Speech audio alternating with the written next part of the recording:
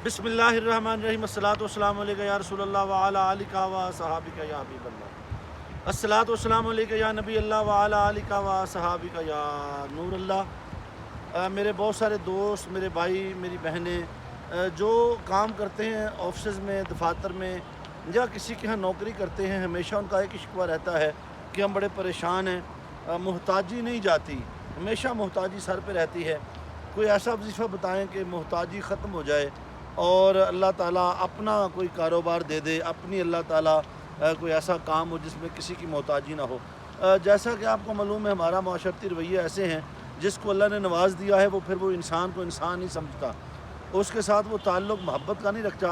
तो मैं उन लोगों को जिनको अल्लाह ने बड़ा अता किया है, जो किसी के ऊपर हैं और कुछ लोग उनके मातहत हैं, उन्हें कोशिश करनी चाहिए कि अल्लाह का कुनबा है, अल्लाह की मखलूक है, इनसे हमेशा अच्छा सलूक करें। ये वजीफ़ा बराए कुशादगी इल्म व रिज़्क़ है और ये बड़ा ही खूबसूरत वजीफ़ा है।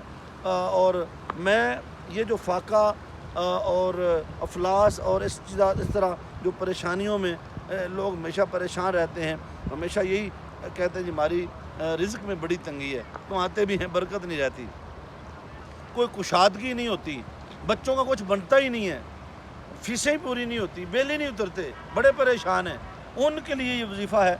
इंशाअल्लाह ताला जो इसको करेगा वो मुहताजी से रहाई पाएगा। नमाज चाश्त के बाद 10 मरतबा इसको आपने दुरूद पाक अव्वल आखिर पढ़ने के बाद ये वजीफ़ा 10 मरतबा रोज़ाना करना है। या बासितो या बासितो या बासितो, और हर रोज़ 100 मरतबा अव्वल आखिर 11 मरतबा दुरूद पाक पढ़ के आपने इसको अपनी ज़िंदगी का मामूल बनाना है।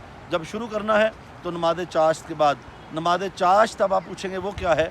नमाज चाश्त जब सूरज तकरीबन 10-11 के दरमियान होता है तो उस वक्त नमाज चाश्त के नवाफ़िल अदा होते हैं।